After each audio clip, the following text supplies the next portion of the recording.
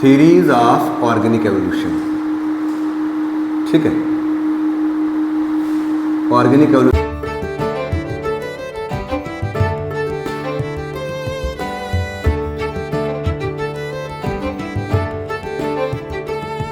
की थ्योरीज में सबसे पहली थ्योरी हमने पढ़नी है लमार्किज्म।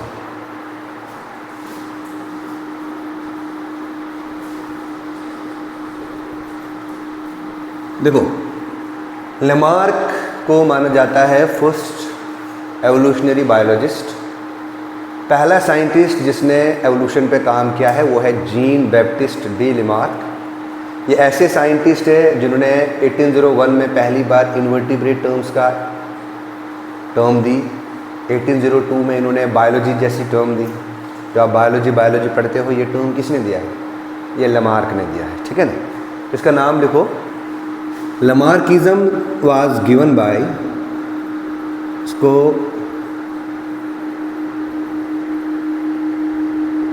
Jean Baptiste D Lamarck.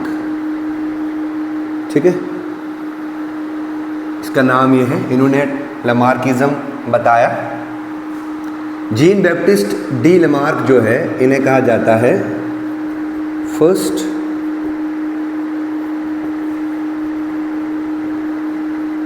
Evolutionary biologist. 1801 में इन्होंने ही कॉइन्ड द टर्म इन्वर्टिब्रेट्स। 1802 में ही कॉइन्ड द टर्म बायोलॉजी। इसी के साथ साथ 1801 में ही पब्लिश्ड अ बुक। 1809 में ही पब्लिश्ड अ बुक। इन्होंने एक किताब पब्लिश की, फिलॉसफी ज़ूलॉजी।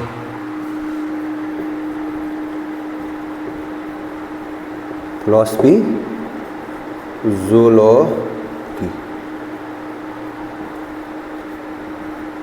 ये किताब इन्होंने पब्लिश की, फिलॉसफी ज़ूलॉजी। अब देखो, लमार्क का जो असली नाम है वो है जीन बैप्टिस्ट डी लमार्क। पहले ये एज सोल्जर इन्होंने काम किया है। ठीक है, उसके बाद इन्होंने 10 साल बॉटनी पढ़ी। बॉटनी पढ़ने के बाद कुछ क्राइसिस हुए। क्राइसिस होने के बाद ये अपॉइंट हुए ज़ूलॉजी के प्रोफेसर। ठीक है, तो इनकी कहानी थोड़ी सी है। अब देखो, लमार्क जो था ना, इसको कहते हैं, he is known as French naturalist. ज़्यादातर अगर हम देखेंगे इसको फ्रेंच नेचुरलिस्ट कहा जाता है। अगर मैं लमार्क की पैदाइश की बात करूं और इनकी डेथ की बात करूं तो ये भी थोड़ा सा इम्पोर्टेंट हो जाता है। इनकी पैदाइश 1 अगस्त 1744 में। तो 1 अगस्त 1744 में इनकी पैदाइश हुई है और इनकी डेथ जो है 18 दिसंबर 1829 में। 18 दिसंबर 1829 में इनकी डेथ हुई है। अब देखो, लमार्क के जो आइडियाज़ हैं, उन्हें लमार्किज्म कहते हैं। अगर लमार्क के आइडियाज़ को हम मॉडर्न थ्योरी ऑफ एवोल्यूशन के साथ रिलेट करेंगे, उससे कहते हैं नियो लमार्किज्म। क्या कहते हैं? नियो लमार्किज्म। मतलब एक पॉइंट लिखूंगा मैं, जो आइडियाज़ थे लमार्क के, इन्हें कहते हैं लमार्किज्म। क्या कहते हैं? लमार्किज्म। और उन्होंने एक थ्योरी दी है जिसको बोलते हैं, लमार्क ने एक थ्योरी दी थी, this theory is known as theory of inheritance of acquired character. ये सबसे ज़्यादा इसका पोस्टुलेट माना जाता है, valid postulate. Theory of inheritance of acquired characters, ये इनका एक वैलिड पोस्टुलेट माना जाता है। ठीक है यहाँ तक? तो अभी तक हमने क्या पढ़ा? हमने पढ़ा लमार्क के बारे में। लमार्क का असली नाम जीन बैप्टिस्ट डी लमार्क है। लमार्क को एक फ्रेंच नेचुरलिस्ट कहा जाता है। लेमार्क ने 1801 में इन्वर्टिब्रेट जैसी टर्म कॉइन की, 1802 में इन्होंने बायोलॉजी जैसी टर्म कॉइन की। इसी के साथ 1809 में इन्होंने एक बुक लिखी फिलॉसफिका बोटेनिका। इन्हें फर्स्ट एवोल्यूशनरी बायोलॉजिस्ट कहा जाता है। ये पहला साइंटिस्ट जिन्होंने एवोल्यूशन की थ्योरीज दी है वो लेमार्क है। लेमार्क का एक वैलिड पॉस्टुलेट है जिसको हम बोलते हैं theory of inheritance of acquired character. यहाँ तक क्लियर है? यहाँ तक क्लियर है? देखो एक point, he was the first person who gave evolutionary theory. He was the first person who gave evolutionary theory. लिखोगा, he was the first person, he was the first person who gave evolutionary theory। ये पहला scientist है जिन्होंने evolutionary theory को दिया। अब देखिए Lamarck के हिसाब से क्या है, सुनो इधर। लेमार्क के हिसाब से हमारे पास मान लो कोई स्पीशीज ए है,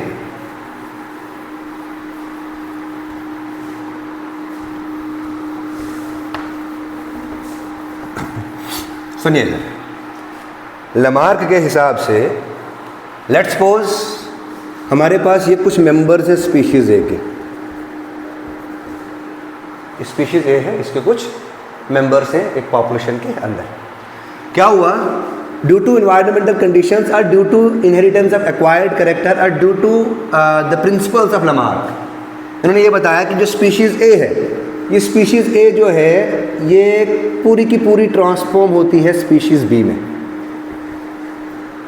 ऐसा तो पॉसिबल है ही, लेकिन थोड़ा सा आइडिया दिया इन्होंने एवोल्यूशन के बारे में। यानी कि लेमार्क ने काम किस पे किया? लेमार्क ने काम किया ट्रांसफॉर्मेशन पे। इन्होंने बताया कि सीधी सीधी अगर कोई एक स्पीशीज है उसमें ट्रांसफॉर्मेशन कैरेक्टर आ गए, वो कोई भी स्पीशीज बन गई, ठीक है ना, जिसको बाद में रिजेक्ट किया डार्विन ने। डार्विन ने बताया ट्रांसफॉर्मेशन नहीं होता है, डाइवर्सिफिकेशन होता है, एक क्लेडोजेनेसिस होता है, मतलब हर नोड पे ब्रांचेस निकलेंगे। इसने बताया नहीं, देयर इज नो क्लेडोजेनेसिस। इसने ऑर्थोजेनेसिस पे काम किया। उन्होंने बताया कि एक प्रिमिटिव कैरेक्टर है, यही प्रिमिटिव कैरेक्टर जो है आगे नेक्स्ट जनरेशन में पास होता है। समझ आइए आप?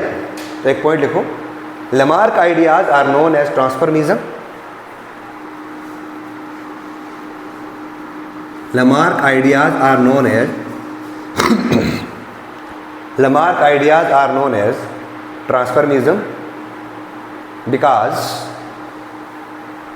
Lamarck ideas are known as transformism because he believed that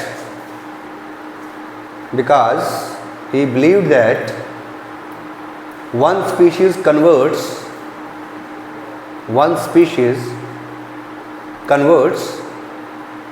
oblique करके लिखोगे चेंजेस, ओब्लिक करके लिखोगे transforms into another species. Clear है? तो लेमार्क ने किस पे ज़्यादा फोकस किया? ट्रांसफॉर्मिज्म पे, ट्रांसफॉर्मेशन पे। दूसरा लिखो, this concept is also known as anagenesis. This concept is also known as This concept is also known as anagenesis. This concept is also known as anagenesis. Bracket में लिखोगे एनाजेनेसिस में evolution without branch. Evolution without branch मतलब यहाँ पे clad नहीं देखने को मिलेगा, यहाँ पे नोड नहीं देखने को मिलेगी। मतलब कि जैसे मान लो मैं मानूंगा ना, यहाँ पे एक स्पीशीज ए है, इस स्पीशीज ए से कोई दूसरी स्पीशीज ब्रांच निकली, इस ब्रांच से कोई और ब्रांचेस निकली, ठीक है ना, जो डाइवर्सिफिकेशन कहलाता है।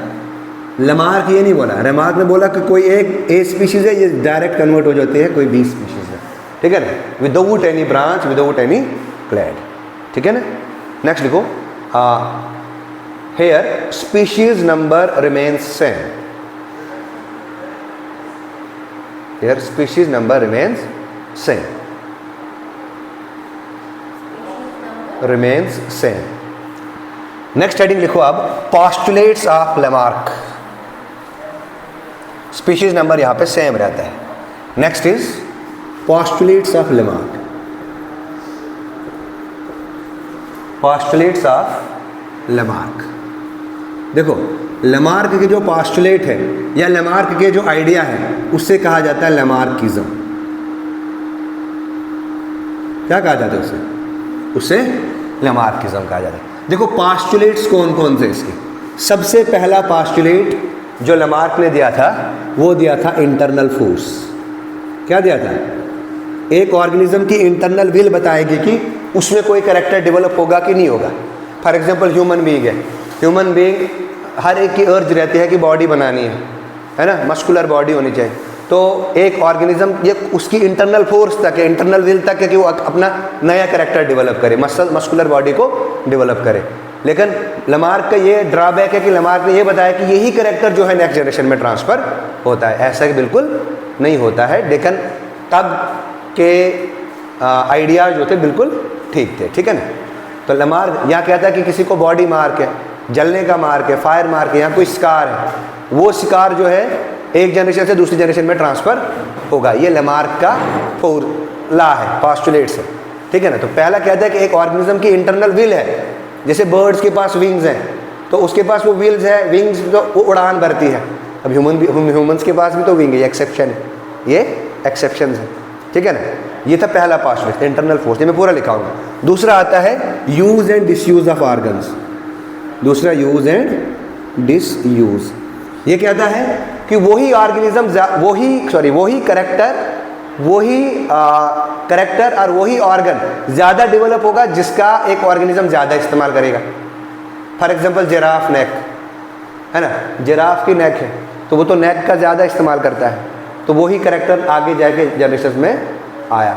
इसके केस में ह्यूमन की अगर मैं बात, ह्यूमन ब्रेन तो ज़्यादा इस्तेमाल होता है, फिर तो ह्यूमन ब्रेन और ज़्यादा डेवलप होना चाहिए। समझा ही आपको? इसका दूसरा पास्टुलेट था। तीसरा कहता है कि इनका जो बॉडी साइज़ है, ये बॉडी साइज़ इंक्रीज़ होता है। प्लांट्स के केस में तो जाहिर सी बात है, देखो सबसे पहले प्रोटोजुआ, इनवर्टिब्रेट्स, फिर वर्टिब्रेट्स, ऐसे बॉडी साइज़ इंक्रीज़ होता जाता है। लेकिन कुछ मैमल्स बहुत छोटे भी हैं, कुछ मैमल्स बहुत बड़े हैं, तो इनमें बॉडी साइज़ में तो मैमल्स में बहुत ज़्यादा डिफ्रेंसिएशन है। ऐसे अगर मैं एल्गी की बात करूं, अगर मैं एल्गी की बॉडी साइज़ की बात करूं, प्लांट्स में एल्गी, ब्रायोफाइट, टेरिडोफाइट, इन तीनों तक जो बॉडी साइज़ है वो इंक्रीज़ होता है। क्या होता है? बॉडी साइज़ इंक्रीज़ होता है, और बॉडी साइज़ के साथ साथ सेक्स ऑर्गन भी इंक्रीज़ होता है।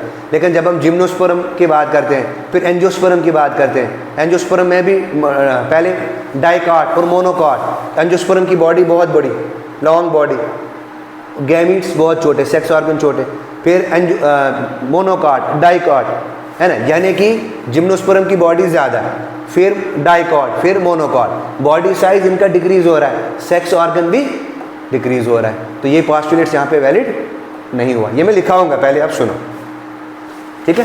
फोर्थ पास्टुलेट आता है एनवायरमेंटल चेंजेस।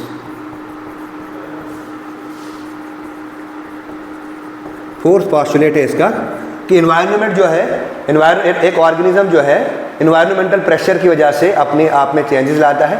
जैसे पहले एनवायरनमेंट में क्या थे कि छोटी छोटी हर्ब्स थी, तो जिराफ उतनी नेक को एक्सटेंड नहीं करता था, क्योंकि हर्ब्स छोटी थी तो वो इजीली अपने फूड ले लेता था, हार्बीवोर था वो। बाद में हर्ब्स की कमी होगी, बड़े बड़े ट्री आ गए, तो जिराफ ने भी ट्री के लिए ही अपनी नेक को एवोल्व किया। ये था इसका आइडिया, ठीक है ना। मतलब एनवायरमेंटल चेंजेस और फोर्सेस एंड न्यू कैरेक्टर्स, और फोर्सेस एंड न्यू कैरेक्टर्स, ये था फोर्थ पास्टुलेट्स। फिफ्थ पास्टुलेट्स था इसका इनहेरिटेंस ऑफ एक्वायर्ड कैरेक्टर, जिसको हम एक और नाम कहते हैं सॉफ्ट कैरेक्टर। ये कैरेक्टर प्लूटो एक साइंटिस्ट था, प्लूटो ने दिया था, बाद में इसको मॉडिफाई जो है वो लमार्क ने किया था। इसने कहा था कि कोई भी एक्वायर्ड कैरेक्टर जो है वो इनहेरिटेंस, उसका इनहेरिटेंस पैटर्न होता है, वो एक जनरेशन से दूसरी जनरेशन में पास ऑन होता है, ठीक है ना। इसको फिर बाद में रिजेक्ट किया था, एक एक्सपेरिमेंट आया था जिसका नाम था वाइजमैन एक्सपेरिमेंट। वाइजमैन ने क्या किया था, उसने माइस लिया था, माइस की टेल कट की थी, उसके बाद उसने जनरेशन आफ्टर जनरेशन देखा कि माइस में तो टेल का कैरेक्टर आ रहा है, तो वहाँ पे फिर लमार्क फेल हुआ। लमार्क ने बताया था कि कोई भी कैरेक्टर जो है जिसका हम ज़्यादा इस्तेमाल करेंगे या जिसका ज़्यादा यूज़ करेंगे वो एक जनरेशन से दूसरी जनरेशन में ट्रांसफ़र होगा। लेकिन जब उन्होंने टेल कट की तो देखा गया कि उनके ऑफस्प्रिंग्स में टेल आ गए, तो वहाँ से ये पास्टुलेट जो है वो रिजेक्ट हो गया। समझ आया आपको? तो फिफ्थ पास्टुलेट आता है, that is theory of inheritance of acquired character. Inheritance of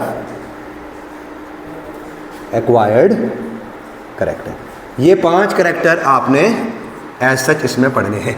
तो सबसे पहला कैरेक्टर लिखो अब आप, इंटरनल फोर्स। समझ आया? लिखो internal force.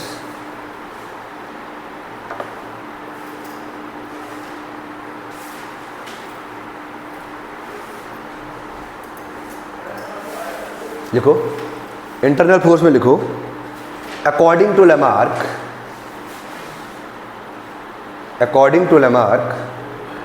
comma, every organism have some sort of, according to Lamarck, comma, every organism have some sort of unknown mechanism, some sort of unknown mechanism, bracket में लिखो internal vital force, internal vital force which are present in the offspring, which are present in the offspring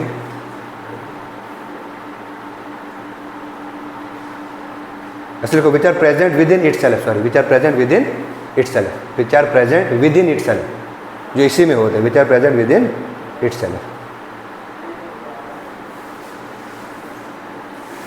दूसरा लिखो on the demand, इसी में on the demand oblique करके desire, on the demand oblique करके desire of an organism,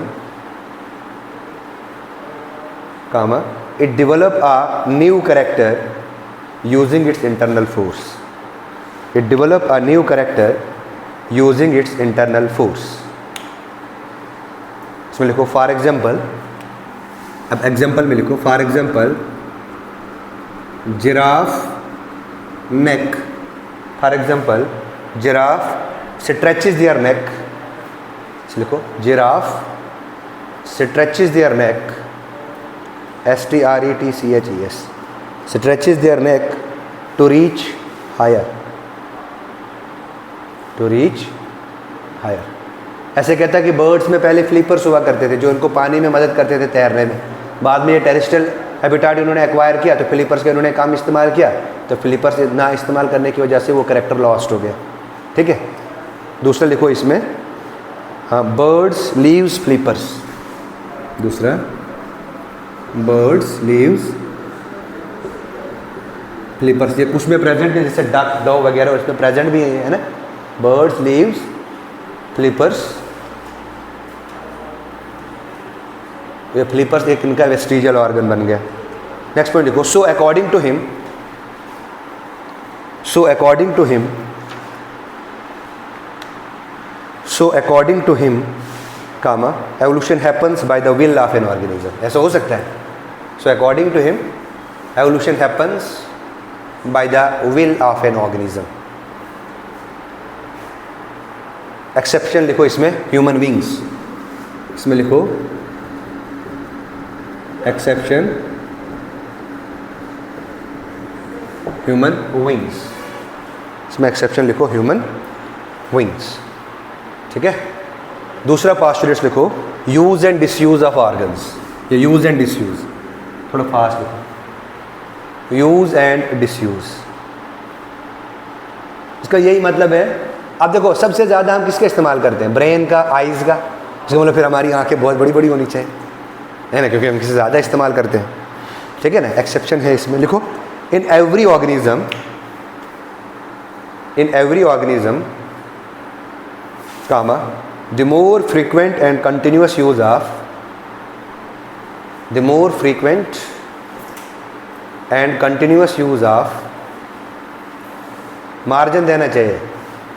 सुना, पहले margin दो, copy को ना नोट्स लिखने का तरीका है, पहले मार्जिन देना है, मार्जिन के आगे लिखनी है। ठीक है ना, ऐसे आप देखो अगर किसी ने फोटो स्टेट करने होंगे ये नोट्स, तो ये वाला आधा पोर्शन नहीं आ सकता उसमें, समझा ही आपने? तो इतनी जगह छोड़नी है ना, लगाओ अपनी फिंगर्स वहाँ पे, हाँ ये इतनी जगह छोड़नी, समझ आई? स्केल नहीं भी होगा कहीं तो इस्तेमाल कर सकते हो आप। लिखो, in every organism comma more frequent and continuous use of any organs make it more strong, any organs make it more strong, make its more strong comma enlarged and more developed, enlarged and more developed। ये तो use का हो गया ना। अब disuse का भी लिखो, while the disuse of any organ, while the disuse of any organ, while the disuse of any organ gradually weakens it, gradually weakens it, comma, its functional capacity is lost, its functional capacity is lost, and finally the organ disappears।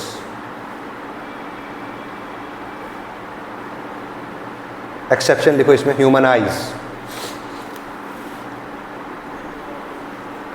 Exception लिखो इसमें human eyes, exception है इसमें human eyes.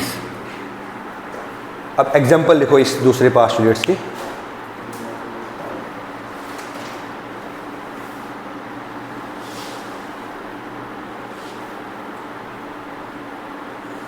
लिखो, exception में लिखो human eyes, और example में लिखो जिराफ नेक, दूसरा लिखो एक्वेटिक बर्ड्स। अब देखो केव एनिमल्स की तो फिर विजन पावर पुअर होनी चाहिए ना, क्योंकि वो केव में रहते हैं, लायन वगैरह है ना, तो उनका विजन पावर तो कमज़ोर नहीं होता है, तो ये भी एक्सेप्शन है। थर्ड लिखो केव एनिमल्स, थर्ड केव एनिमल्स, इसको इन्वर्टेड कामा में लिखोगे आगे, vision power poor, vision power poor. उसके बाद लिखो फोर्थ, अब देखो फ्लाइटलेस बर्ड जैसे ऑस्ट्रिच वगैरह है ना, उसकी विंग्स बहुत बड़ी बड़ी होती है, इसका मतलब वो तो फिर ज़्यादा फ्लाइट करना चाहिए, इस कैरेक्टर के हिसाब से वो फिर ज़्यादा फ्लाइट करना चाहिए, नहीं कर पाता। लिखो फ्लाइटलेस बर्ड्स, इसमें लिखो wings present but non functional, wings present but non functional. उसके बाद लिम्बलेस स्नेक है ना, ऐसे भी कोई एक एग्जांपल बताओ लिम्बलेस स्नेक की, लिम्बलेस जिनकी लिम्ब नहीं है, लिम्बलेस स्नेक। अब देखो पहले डिजिट में ना, पहले हॉर्सेस में ना 5 डिजिट्स 2 होता था, अब वो होके 2 डिजिट रह चुका है, मतलब पहले इसमें रिट्रोग्रेसिव एवोल्यूशन हुआ है। दो तरीके का एवोल्यूशन होता है, एक होता है प्रोग्रेसिव, प्रोग्रेसिव में से जब प्रिमिटिव कैरेक्टर से एडवांस कैरेक्टर आएगा, दूसरा आता है रिट्रोग्रेसिव एवोल्यूशन। रिट्रोग्रेसिव एवोल्यूशन में होता है कि एडवांस कैरेक्टर से प्रिमिटिव कैरेक्टर की तरफ जाए। लिखो नेक्स्ट इसमें 5 digit to 1 digit in horse, 5 digit to 1 digit in horse, 5 digit to 1 digit in horse. समझ आए यहाँ तक? थर्ड लिखो अब बॉडी साइज इंक्रीजेस, लिखो बॉडी साइज इंक्रीजेस में अकॉर्डिंग टू हिम, देखो according to him comma, according to him comma during the course of evolution, during the course of evolution comma the body size of an organism increases, the body size of an organism increases।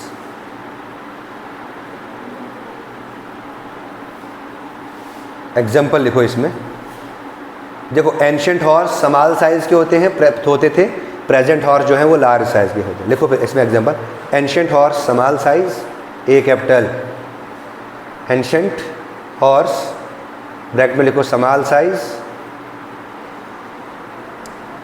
इसी में लिखो दूसरी line में present horse body size large, present horse body size large. दूसरा ancient giraffe small size, दूसरा लिखो ancient giraffe small size, ancient जो है स्मॉल साइज। उसके बाद लिखो प्रेजेंट जिराफ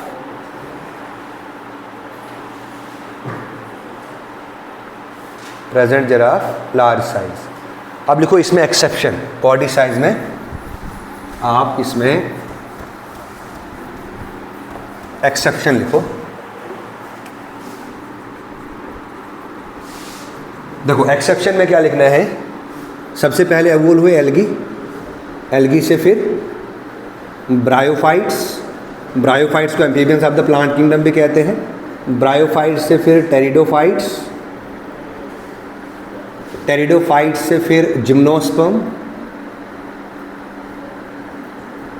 जिम्नोस्पर्म के बाद फिर यहाँ पे डाइकॉट्स, और डाइकॉट्स के बाद फिर मोनोकॉट्स।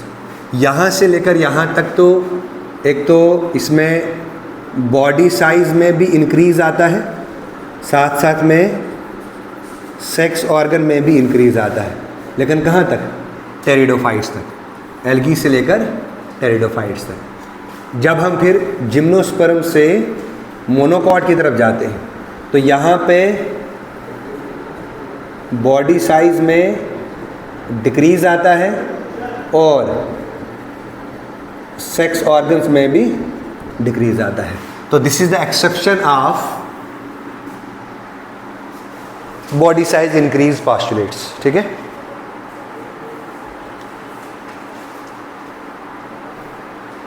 ठीक है। अब एक पॉइंट लिखो इसमें। अब यहां से हमें यह पता चलता है कि एवोल्यूशन का मतलब है चेंज, एवोल्यूशन का मतलब है चेंज। या तो ये एवोल्यूशन प्रोग्रेसिव होगा या ये रिट्रोग्रेसिव होगा।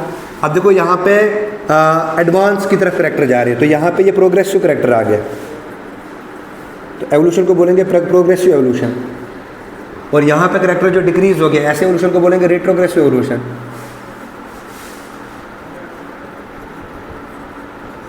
तो लिखो, लिखो एक point, since we know that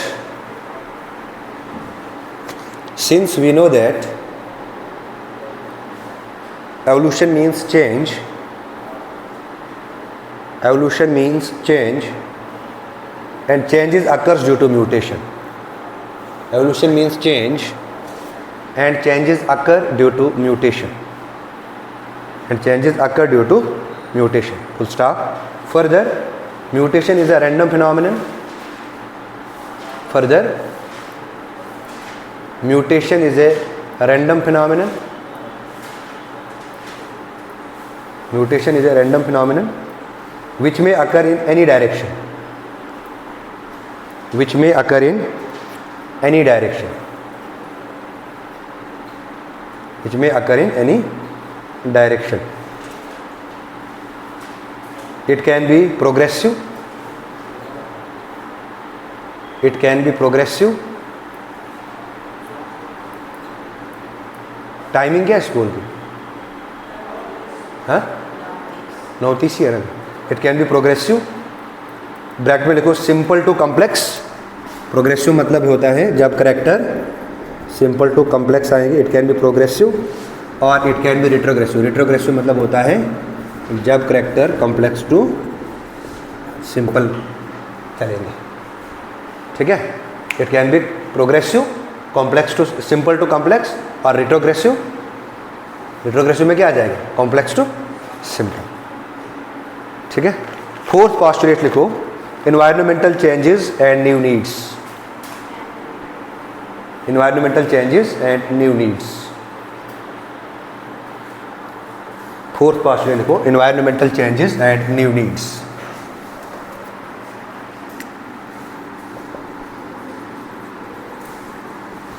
environmental changes and new needs। लिखो इसमें, अकॉर्डिंग टू लमार्क, लिखो इसमें according to Lamarck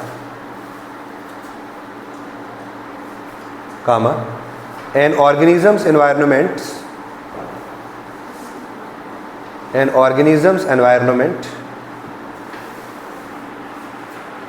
exerts pressure on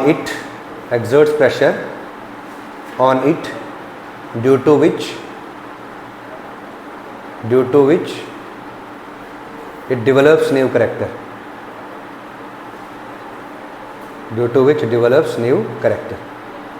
ठीक है, एग्जाम्पल वही आएंगे इसमें, जिराफ नेक, एक्वेटिक बर्ड, फ्लैट फिशेज, है ना, flat fishes bottom of the ocean में देखने को मिलते हैं, केव एनिमल्स, एक्सेप्शन लिखो इसमें। अब देखो इन्वायरमेंटल चेंजेस में क्या क्या इन्होंने